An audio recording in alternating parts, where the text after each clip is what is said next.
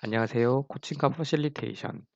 이번 시간에는 삶의 충만, 삶의 균형, 삶의 과정이라는 세 가지 핵심 원칙을 통합하기라는 주제에 대해서 얘기를 나눠보도록 하겠습니다. 오늘 소개드릴 분야는요, 사람, 조직, 문화 중에 코칭에 해당되는 내용으로 코칭과 퍼실리테이션 채널에서 제공하고 있습니다.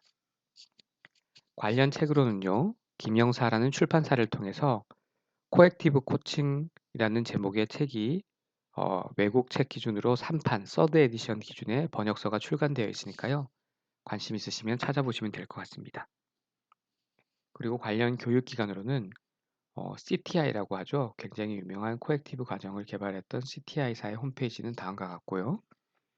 이 회사 홈페이지에 들어가 보시면 코칭 툴킷 관련해서 많은 PDF 파일과 음성 녹음 파일들이 제공되고 있으니까요. 관심 있으면 찾아보시면 될 것 같습니다. 그리고 한국에서는 한스 코칭의 한숙기 대표님께서 한국인들을 대상으로 한 코액티브 코칭 과정을 운영하고 있으니까요. 관심 있으면 참여해 보시면 될 것 같습니다. 유명한 코액티브 모델입니다. 오늘 말씀드릴 내용은 풀필먼트, 밸런스, 프로세스, 한글로는 삶의 충만, 균형, 과정 이 세 가지를 통합하는 내용을 살펴보도록 하겠습니다.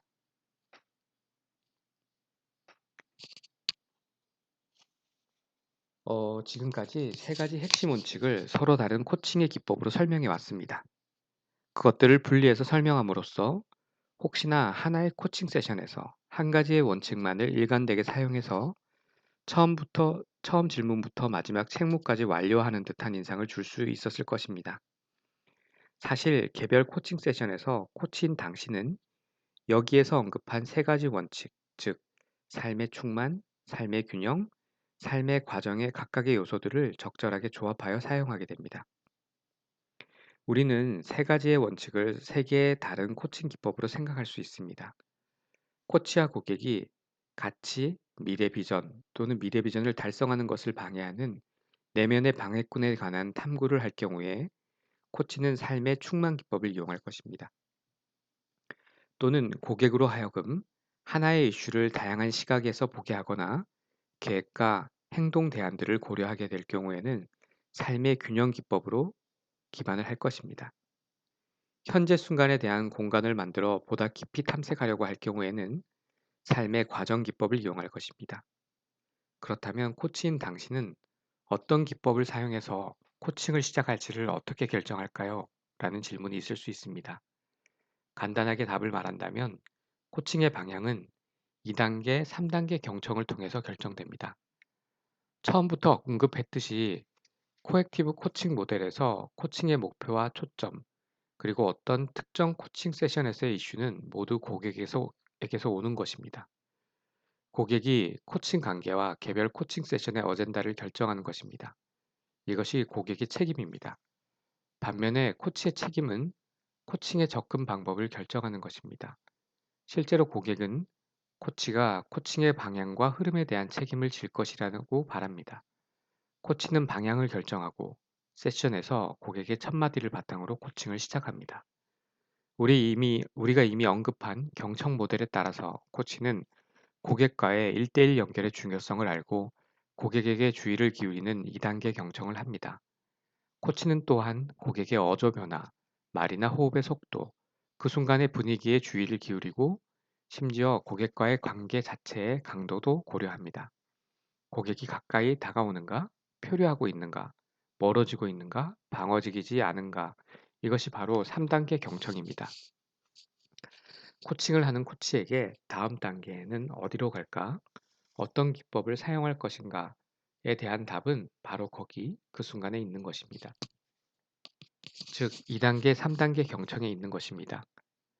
코액티브 모델을 이용하는 코치에게 매우 중요한 것입니다. 코치는 전반적인 코칭 세션의 강점과 약점에 대한 느낌을 듣고 이러한 정보를 바탕으로 다음에는 무슨 질문을 할 것인가, 어떤 코칭 기법을 적용할 것인가를 결정하게 됩니다. 이것은 분명히 주의 깊은 경청과 어떤 상황에서나 춤을 출 수 있는 능력을 필요로 하는 하나의 예술입니다. 그것은 배울 수 있는 기술이 아닙니다. 즉, 고객이 A라고 질문을 하면 코치는 B라고 답을 한다는 식으로 대하는 것이 아닙니다. 또한 코치가 어떤 기법을 사용할 것인지 신경을 쓰고 어떤 원칙을 사용할 것인가, 코액티브 코칭 모델의 5가지 구성 요소 중 어떤 것을 사용할 것인가, 용어집에서 어떤 스킬을 사용할 것인지를 생각하는 것도 도움이 안 됩니다. 이것은 1단계 경청을 하는 것입니다. 만일 당신이 이 단계에 있다면 당신은 고객과의 연결이 끊어진 것입니다. 이런 상황은 최고의 코치에게도 때때로 발생합니다. 코치는 이런 상황을 극복하여 고객과 다시 연결을 해야 합니다. 고객의 이슈와의 연결이 아니라 고객과의 연결이라고 분명하게 이야기한 것을 주목하기 바랍니다. 코칭에서 우리는 우선적인 책임은 고객으로 하여금 최상의 행동을 하게 하고 지속적으로 그 행동을 하게 함으로써 스스로 학습을 통해서 시간이 지날수록 코치에게 해답을 의지하기보다는 더욱 지혜로워질 수 있도록 도와주는 것입니다. 코치로서 우리는 언제나 고객을 인파워해야 합니다.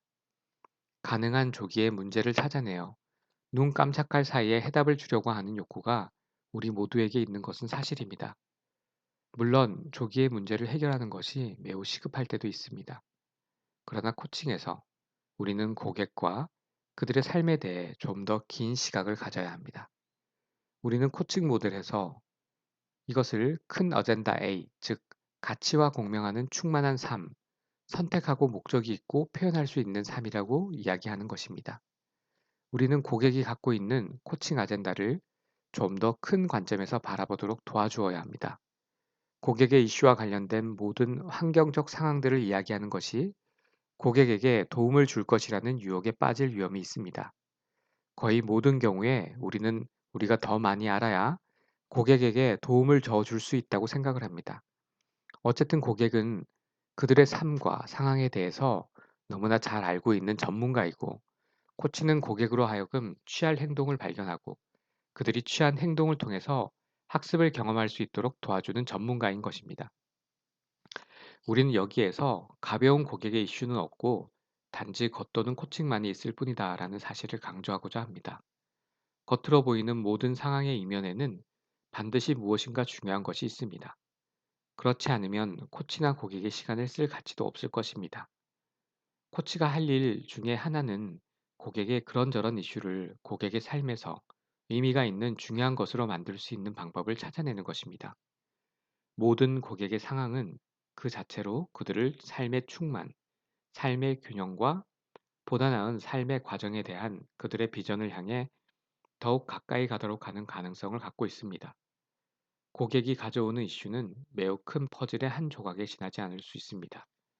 작은 이슈라도 풀어서 없애버려야 할 문제가 아닌 오히려 더 큰 목표로 나아갈 수 있는 기회로서 정중하게 다루어야 합니다. 결국 이것이 코칭을 제대로 활용하는 것입니다. 또한 고객의 이슈에 대한 답을 주는 것이 아니고 고객으로 하여금 더욱 능력 있고 지혜롭고 생동감 있고 보람 있는 삶을 살 수 있도록 하는 것입니다. 3가지 원칙을 통합해서 사용한 대화의 예시입니다.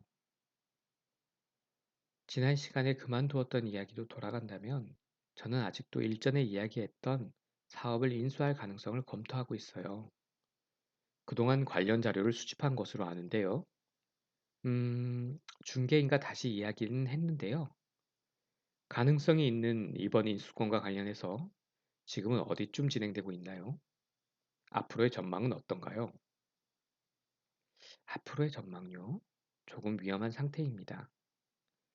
위험하다는 것은 이전에 당신을 가로막은 적이 없었잖아요. 사실 위험 감수가 당신의 가치잖아요. 이번 건의 위험이 이전과는 다른 무엇인가요? 복잡해요. 그럼 좀 분리해서 들여다볼까요?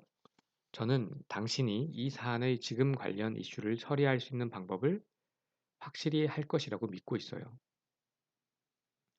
제 사업 동반자와 그간 우리와 함께 작업을 해온 회계사가 그 부분을 들여다볼 것이에요. 기본적으로 관련 분석은 이루어질 것이고요. 다음 주 이 시간까지 우리는 우리가 알아야 할 모든 것을 알 수 있을 거예요.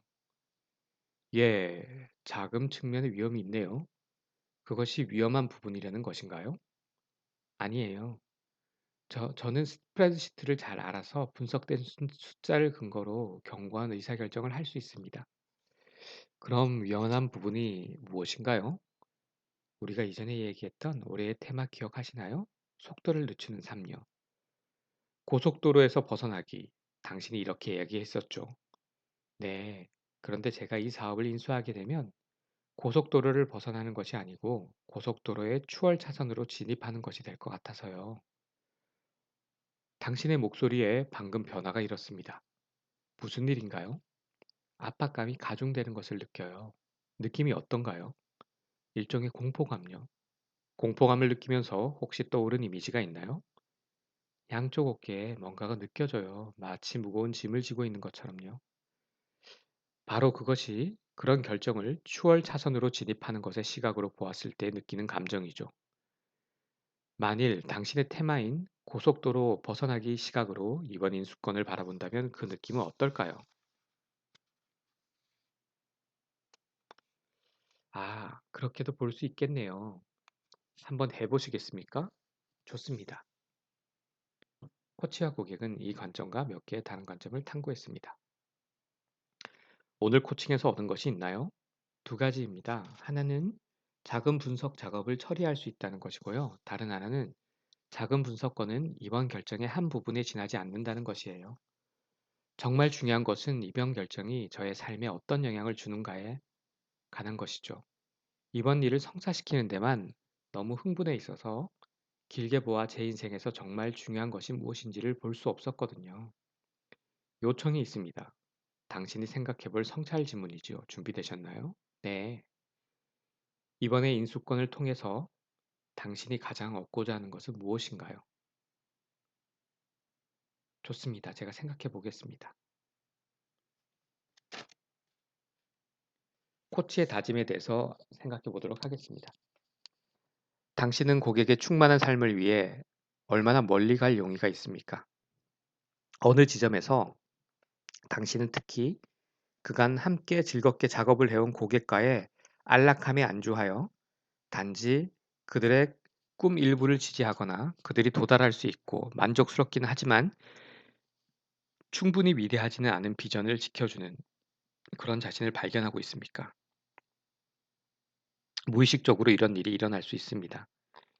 그러나 코치로서 우리는 계속해서 경계심을 늦춰서는 안 되고 언젠가는 고객이 스스로 가질 수 없는 비전을 계속 붙들고 있어야 한다는 사실을 기억해야 합니다. 고객은 당신이 그들에게 당신의 100%를 다짐할 것을 기대합니다. 당신이 아무런 질문도 하지 않고 그들이 하는 이야기를 그대로 인정하기 시작할 때를 항상 주의하십시오. 고객을 탐구하기 위해 고객을 밀어붙이고 반대 의견도 제안할 각오를 하십시오. 그들이 취한 입장에 대해 명확하고 엄격할 수 있도록 말입니다. 만일 당신의 고객이 그들이 살아가는 세상의 이미지가 마치 대단한 진리인 것처럼 이야기를 하면 우선 공감의 표시를 한 이후에 그 저변에 깔려 있는 전제들에 대한 질문을 하기 위해 충분히 멈추십시오. 예를 들면 고객이 다음과 같이 이야기한다고 합시다. 저는 너무 바빠요. 할 각오도 되어 있어요. 시간은 없고요. 호기심을 가지십시오. 고객이 너무 바쁜 것은 사실일 수가 있습니다. 그러나 고객을 위해 길게 보면 가장 효과가 있을 수 있는 어려운 선택을 회피하고자 하는 변명일 수도 있을 것입니다. 당신은 다음과 같이 의아하게 생각할 수도 있을 것입니다. 결국 이 고객이 정말로 헌신하겠다는 것은 무엇인가? 코치로서 당신은 용감한 질문을 하는 사람의 모델이어야 합니다. 당신이 해야 할 일 중에 하나가 직설적이고 인기가 없고 심지어는 비합리적인 것도 말하는 것입니다. 이것은 모두 고객으로 하여금 그들의 잠재력에 이르게 하고 그들이 뭐라고 정의하든 충만한 삶을 살도록 하기 위한 것입니다. 여러 번 언급한 대로 충만한 삶을 산다는 것은 보통의 일이 아니라면 당신은 거침없는 용기의 목소리를 내야 할 때가 있습니다. 고객이 듣기에 거북한 이야기라 하더라도 당신은 기꺼이 어려운 질문을 하거나 말하기 어려운 진실을 이야기해야 할 필요가 있습니다. 어떤 때는 너무 멀리 가서 해고당하는 경우도 있을 수 있습니다. 때때로 코치는 자신에게 다음과 같은 어려운 질문을 할 수도 있습니다. 결국 나는 무엇에 헌신하고 있는 것인가? 다음은 용감한 질문을 이용한 코칭 대화의 예입니다. 그것이 당신의 최종 결정인가요? 네, 준비 작업이 끝나는 대로 저는 제 고향으로 이사할 것입니다. 아마도 한 달 이내요. 놀라운데요? 알고 있어요. 자, 보세요, 케이티. 이것은 당신의 삶이에요. 당신이 최선이라고 생각하는 것을 선택하는 거죠. 그러나 당신의 코치로서, 그리고 당신을 진정으로 믿고 있는 사람으로서 저는 혼란스러워요. 조금 짜증스럽다는 듯이 들리네요. 아마 제가 당신을 배반하고 있다고 생각하겠네요. 그렇지 않나요? 싸우기 싫어요. 이해합니다. 저는 당신이 글 쓰는 일과 전쟁을 치르는 것을 보았어요. 거절의 서한을 받은 것도 알아요. 파트타임으로 일한 것도 알고 있고요. 늦게까지 글을 쓴 것도 알아요. 그런 몸부림치는 모습을 보았어요. 그런 결단들은 어디에서 왔던 것인가요? 아마 멍청한 짓을 한 것이겠죠. 제가 여기서 좀 밀어붙여 보겠습니다. 제가 너무 멀리 가면 알려주세요. 희망이 안 보여요. 저는 희망이 당신의 가치 목록에 없다는 것을 알아요. 오히려 꿈이 있죠. 저는 열정과 결단으로 똘똘 뭉쳐서 이 도시로 이사 온 한 여자를 기억해요. 자신의 삶에 단호한 입장을 갖고 스스로를 믿는 그런 여자요. 매우 순진했죠. 의심할 것도 많았던 것으로 알아요. 당신이 지쳐 있을 때도 저는 당신의 열정은 사라지지 않았다고 믿었어요. 도저히 이해가 안 가요. 돈도 떨어졌고요. 일도 지겹고요. 아무런 재미도 없어요. 제가 꾸었던 꿈이 아니죠. 알아요. 요청이 하나 있습니다. 글 쓰는 일을 잠시 중단하시죠. 그리고 이사와 관련해서 아무런 조치도 취하지 마세요. 그렇게 해주시겠습니까? 글을 안 쓴다는 것이 무슨 뜻이죠? 시간만 죽일 텐데요. 당신은 지쳐 있어요. 꿈도 지쳐 있고요. 휴식을 취하세요. 다음 주에 저희가 이야기할 때 당신이 어떻게 할 것인지를 알 수 있을 것입니다. 그렇게 해주시겠습니까? 아니요라고 말하고 그냥 이사를 할 수도 있습니다. 그러나 글 쓰는 사람으로 태어난 당신을 위해서 하는 요청입니다. 네, 알겠어요. 그런 사람을 위해 그렇게 하도록 하죠. 다음은 여러 가지 역할을 하는 것에 대해서 얘기를 나눠보도록 하겠습니다. 코치가 고객에게 정말로 도움이 될 수 있는 전문성을 갖고 있을 때 어떻게 해야 할까요? 고객이 비싼 값을 치르는 잘못을 하지 못하게 하거나 단순히 긴 방향의 학습 과정을 단축시켜주는 코치의 경험이나 정보를 감추는 것은 공정하지 않고 심지어는 비전문가적인 자세입니다. 이런 상황에서 중요한 것은 몇 가지 관점을 명확히 하는 것입니다.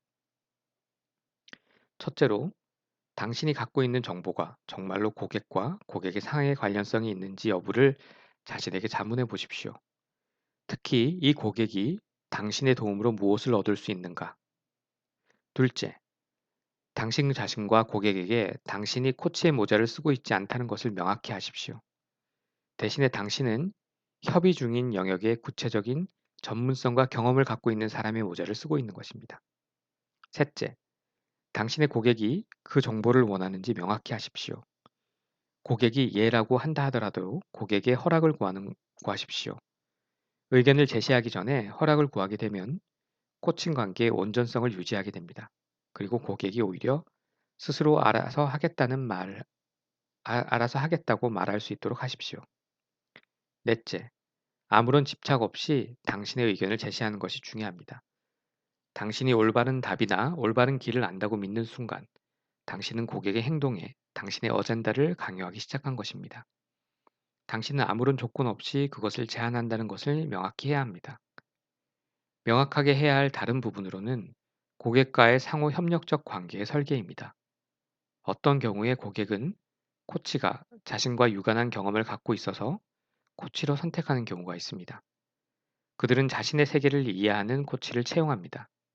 그런 경우에 당신은 코칭 역할 대비 컨설팅 또는 멘토링 역할에 대해 고객에게 설명을 하고 그들이 무엇을 기대해야 할 것인지를 알게 하는 것이 중요합니다.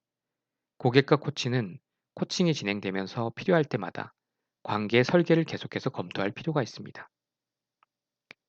다 계속해서 코칭, 컨설팅, 멘토링의 차이점에 대해서 얘기를 해보도록 하겠습니다. 당신도 알고 있듯이 서로 다른 세 가지 역할에 대해 혼선의 여지가 있습니다. 코칭이라는 말이 세계적으로 특히 조직 내부로 퍼져나가면서 혼선은 더욱 가정되고 있습니다. 조직 내에서 일하고 있는 많은 컨설턴트가 코액티브 코칭 모델에서 우리가 언급한 코칭과 컨설팅의 차이를 명확하게 하지 않고 그들이 제공하는 서비스 메뉴에 코칭을 추가해 왔습니다. 우리는 여기에서 누가 옳고 그르다는 이야기를 하려는 것이 아닙니다. 단지 둘 사이의 차이를 모르면 코치와 컨설턴트를 채용하는 고객들에게 더 많은 혼선을 야기시킨다는 점입니다. 코칭과 컨설팅은 매우 효과적으로 함께 공존할 수 있습니다. 어떤 상황에서는 전문적인 스킬, 경험, 분석 능력을 갖고 있는 컨설턴트가 할 역할이 분명히 있습니다.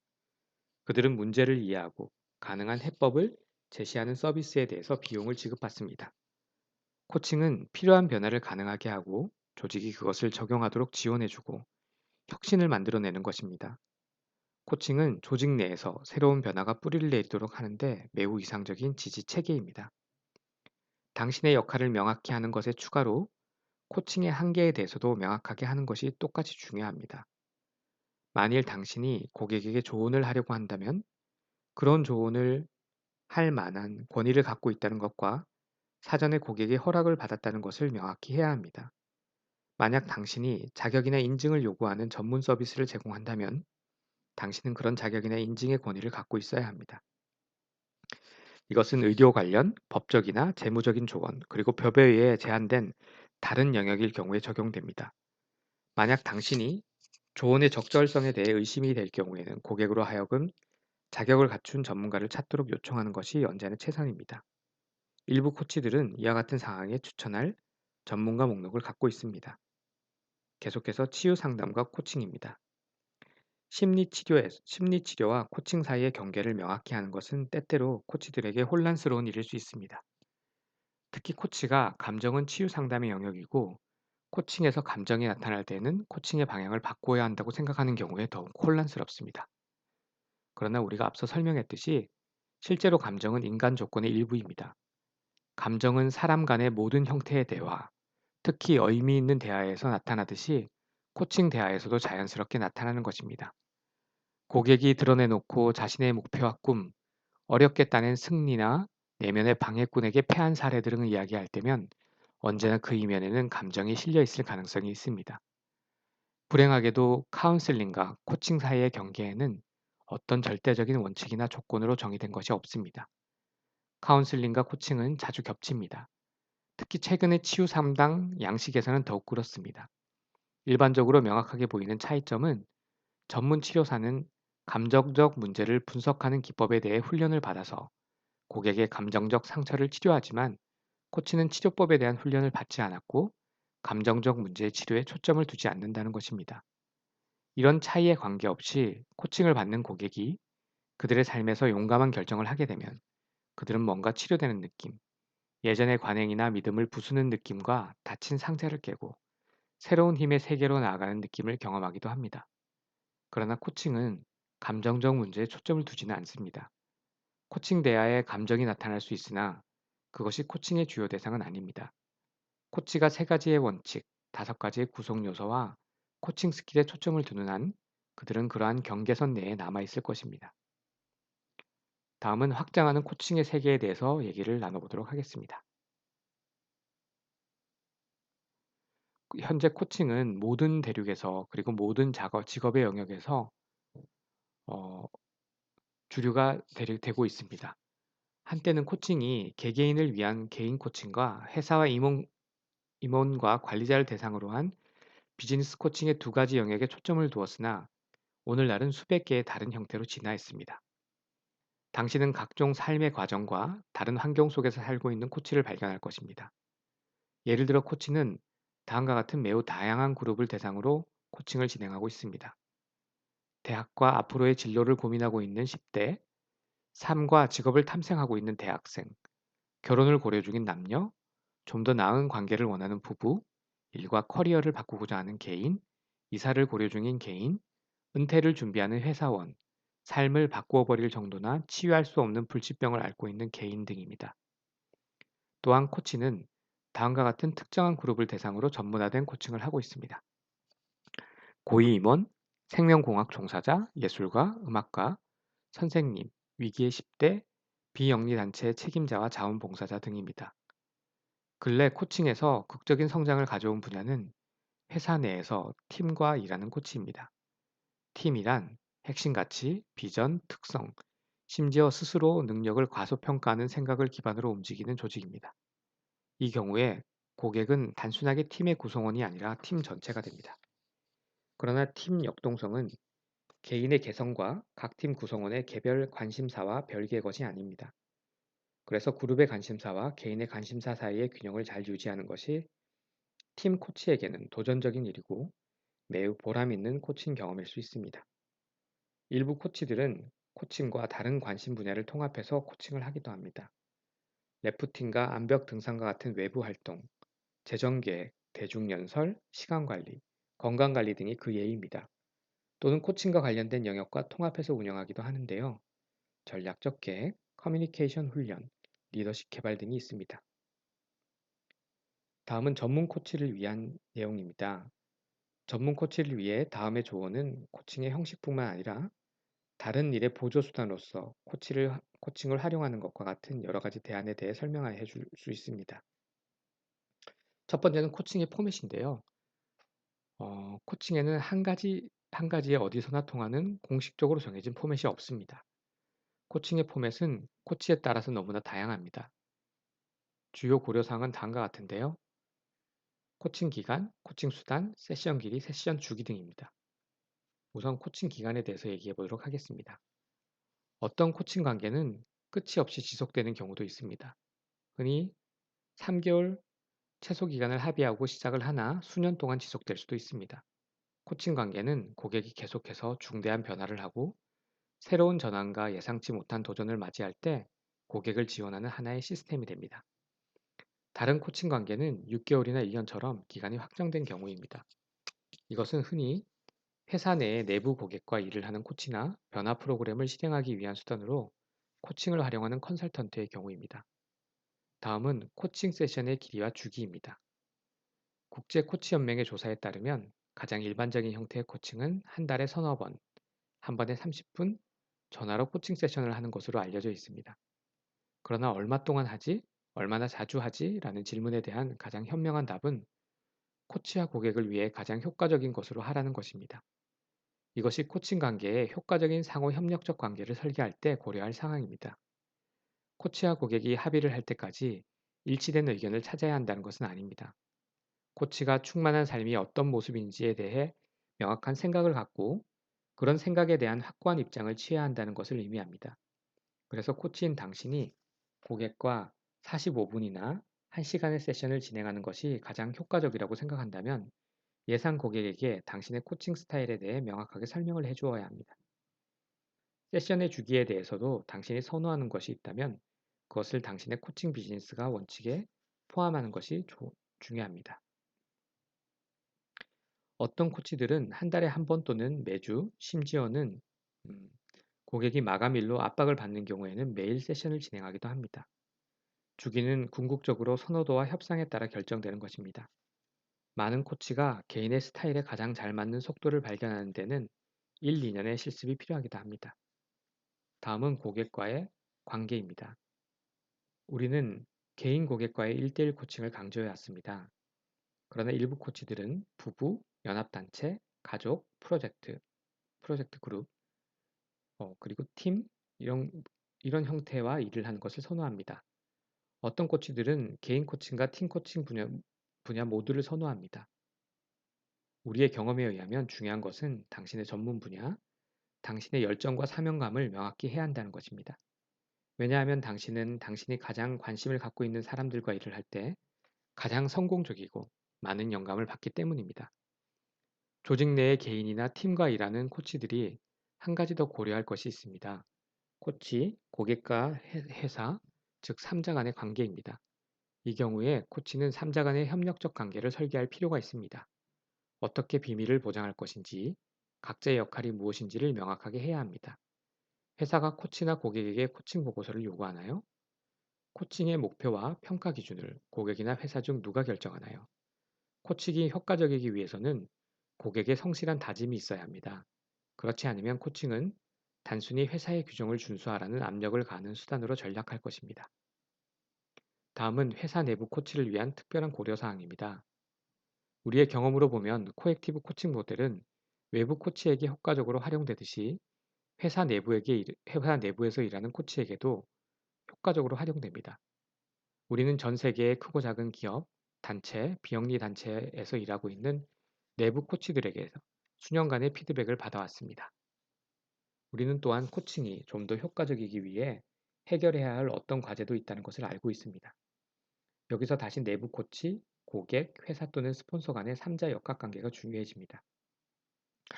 상황이 매우 민감해질 수 있기 때문입니다. 우리의 경험에 따르면 가장 현명한 방법은 3자를 포함하는 코칭의 상호 협력적 관계의 초기 설계 시에 각각의 역할과 기대를 명확하게 하는 것입니다. 특히 내부 코치가 코칭 관계의 경계를 명확하게 이해하는 것이 중요합니다.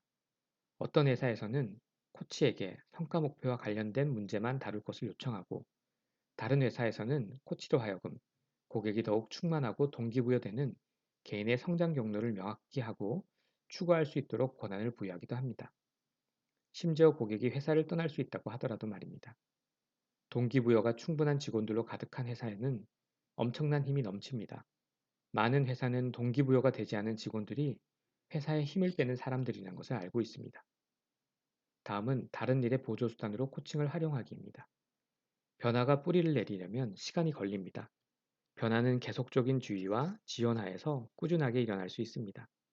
코칭은 프로그램의 변경이나 새로운 통찰과 배움을 얻기 위해 설계된 특별한 활동, 체험 행사 후의 후속 조치를 위한 보조수단으로 사용하기에 이상적입니다. 워크숍이나 세미나 또는 외부에서의 모임이 엄청난 파급 효과를 불러올 수 있으나 그 효과는 시간이 가면서 그런 경험으로부터 멀어집니다. 코칭이 그러한 배움을 살아있게 하는 수단입니다. 사실 코칭은 그런 행사에서 생긴 싹을 키워줍니다. 컨설턴트와 팀 리더들은 변화를 지속하기 위한 수단으로 더욱더 코칭에 관심을 갖습니다. 체험 훈련가, 관광 가이드, 프로그램 리더들은 초기의 모험과 경험에서 시작한 작업을 계속하기 위해 코칭을 지속적으로 활용하고 있습니다. 인간이나 자연계의 모든 시스템은 변화에 저항합니다. 관성은 사물이 원래 있던 곳에 그대로 있도록 하고, 그들이 원래 존재했던 방식으로 되돌아가도록 압력을 가하는 강력한 힘입니다. 또한 모든 시스템은 변화를 위해서 상호 보완적일 필요가 있습니다. 그러나 인간계에서의 변화는 상당한 격려와 지지를 필요로 합니다. 바로 코칭이 지속적인 변화를 가능하게 하는 매우 이상적인 수단으로 사용될 수 있습니다. 다음은 너무 많은 대안에 대한 내용입니다. 우리는 코치를 위한 엄청나게 많은 가능한 대안 중 겨우 일부만을 이야기했다는 것을 알고 있습니다. 코칭 비즈니스를 시작하려는 코치가 참조할 수 있는 책이나 자료가 너무 많기 때문입니다. 우리가 특히 처음 시작하는 코치에게 계속 강조하는 것은 삶을 충만하게 하고 당신의 가치와 연계되고 당신의 삶의 균형을 유지해 줄 수 있도록 코칭 서비스를 설계하라는 것입니다. 당신으로 하여금 현재의 순간을 사랑하며 살아갈 수 있도록 말입니다. 다른 말로 당신의 말과 행동이 일치하는 삶을 살라는 것입니다. 다음은 다른 대화의 코칭 스킬 활용하기입니다. 코칭은 하나의 직업 그 이상입니다. 그것은 또한 대화를 위한 기본 원칙과 기대를 포함하고 있는 하나의 의사소통 수단입니다. 이런 형태의 의사소통은 또한 비즈니스 회의나 리더십 개발 과정, 선생님과 아이들의 대화, 그리고 가정 내에서도 활용되고 있습니다. 코칭은 열린 경청, 상호 존중, 명확성을 강조하고 심지어 어렵고 감정적인 대화도 기꺼이 응하는 자세를 강조합니다. 감성지능에 대한 큰 업적을 이룬 다니엘 골먼이 이런 열린 소통의 세계, 특히 유능한 리더가 갖춰야 할 자질로 감성지능이 매우 중요하다는 것을 많은 사람이 인정할 수 있게 했습니다. 오늘날 우리가 전문 코칭에서 사용하는 모든 스킬이 모든 종류의 대화에서 활용되고 있습니다. 이런 상상을 해보시죠. 지난 1998년, 우리는 우리가 상상하고 있던 세상에 대해 다음과 같이 썼습니다. 코칭과 코칭 스킬이 인간관계에서 자연스럽게 활용되는 세상. 이 비전은 오늘날에도 아직 유효합니다. 그 당시 우리가 단지 상상했던 것들이 오늘날 더욱더 우리가 경험하는 세계의 실제 모습이 되어간다는 것을 느끼고 있습니다. 코치를 훈련하고 고객을 코칭해온 우리는 코칭이 사람들의 삶에 엄청난 영향을 끼친다는 것을 알고 있습니다. 이것이 우리가 변혁적 변화에 대한 확신을 고수하고 있는 이유입니다. 우리는 실제 우리의 고객에게서도 그런 변화를 자주 보았고, 마찬가지로 우리 자신의 삶에서도 그러한 변화를 느꼈습니다. 이제 그러한 변화가 한 사람의 코치에게 코칭을 받은 몇몇 사람들에게서 코칭이 삶의 일부분이 되어버린 전 세계로 퍼져나고 있다고 상상해 보십시오. 기본적인 코칭 스킬과 코칭 접근 방법이 코치만이 아니라 모든 사람에 의해서 광범위하게 사용되는 세상을 한번 상상해 보십시오. 만일 전 세계의 사람들이 단순하게 삶의 충만, 삶의 균형, 삶의 과정의 원칙들이 모든 사람들에게 기본적으로 적용되기를 기대한다면 어떻게 될 것인가요? 우리는 코칭 관계에서 당연하다고 받아들이는 원리들이 매일 삶에서 적용되는 것을 보게 된다면 어떻게 될까요? 그러한 세상은 어떤 모습일지를 상상해 보시죠. 기본적인 코칭 원칙들이 풍부하게 적용되는 세상에서 사람들은 완전한 삶과 일에 헌신하게 됩니다. 그들은 인류가 아닌 이류의 삶을 허용하지 않을 것이며, 그들의 재능과 스킬을 완전하게 사용되는 충만한 삶 이외에는 어떤 것도 받아들이지 않겠다고 더욱 결심하게 됩니다. 아이들은 그들이 부유해지거나 유명해지는 어느 날 특정한 사람들에게만 충만한 삶이 일어나는 것이 아니라 삶의 충만을 향해 나아가는 사람들에게는 지금 이 순간에도 그것이 가능하며 또 그 다음 순간에게도 가능하다는 것을 배우게 됩니다. 모든 사람은 자신의 일에 대한 강렬한 비전과 선택의 힘, 그리고 삶에 대한 목적의식을 갖고 살아가는 그런 세상을 상상해 보십시오. 스스로 충만한 삶을 살아가듯이 다른 사람의 삶에도 변화를 만들어내겠다고 결심한 열정적이고 헌신적인 사람들이 살아가는 그런 세상을 상상해 보십시오. 이런 세상에서는 단순히 수응하며 살거나 책상에 그저 앉아 있거나 기계처럼 일하거나 그들 두뇌의 10%만 활용하며 카운터 뒤에서 서성이는 대신에 모든 사람의 최선의 노력과 재능을 인정하고 받아들이게 될 것입니다.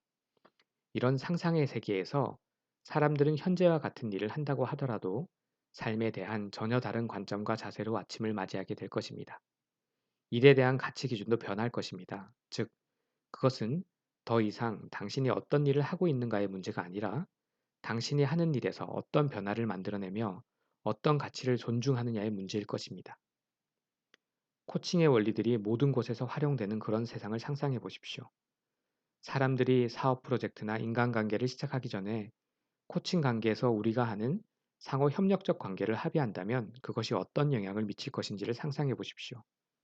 만일 사람들이 서로에게 일상적 진실을 이야기하게 된다면, 그리고 방어할 필요 없이 진실 이외에는 아무 것을 주장하지 않는다면 어떻게 될까요? 또한 사람들이 자유롭게 진실을 이야기한다면 우리의 정치적 시스템은 얼마나 변하게 될 것인지를 상상해 보십시오.